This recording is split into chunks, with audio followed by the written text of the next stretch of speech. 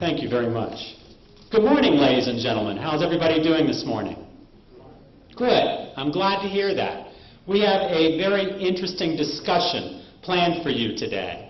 I think you're going to be very pleased to hear some of the issues related to this discussion. It's part of a very fine program that I am very pleased to be a part of. This afternoon, I'll be speaking a lot more about the recent changes in the United States Patent and Trademark Office, and I'll clarify your thoughts and answer your questions.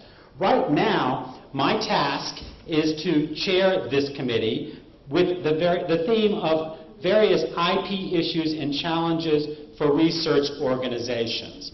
I think that's a very important topic. I am currently a partner at a law firm in Washington, D.C. But prior to that, I was the Commissioner for Patents in the United States. And I will let you know that research organizations had great difficulties in protecting their intellectual property.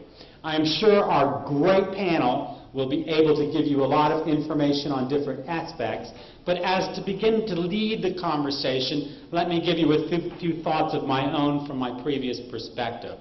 Firstly, one of the things that I found to be the biggest complaint from research organizations was funding. That was a significant issue. Some of the issues related to pharmaceuticals, to high technology, took a lot of money to develop. So that funding was extremely important to be able to go forward to actually protect the intellectual property.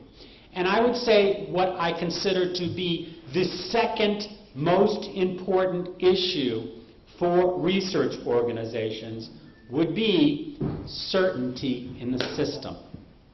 What I found the researchers who spoke to me really wanted, they wanted to know that the subject matter they were researching was going to be patentable subject matter, not changing by legislation or court cases later on. They wanted to know that the patents that were issuing from the Patent and Trademark Office had a strong presumption of validity. They wanted to know with certainty what they were doing, because the research organizations would use these patents to go out and raise entrepreneurial money. It's very difficult to do it without the patents, to be able to build the plants, to create the jobs. So it was very, very important for research organizations to be able to have certainty with respect to the IP laws. Those were two of the most important issues. But there are other issues related to research organizations that are also very important. Technology transfer is one of them. There are many, many others. I would advise organizations that are engaged in research in whatever communities they are, anywhere in the globe, to bind together to represent their interests to the relative legislatures. I think that's probably the most important information I can give to you, is that as a research organization, your voice is stronger if it's with other voices. Therefore, here in India, research organizations should bind together to make sure that the government is addressing their issues. Likewise, in every other country, they should be doing so.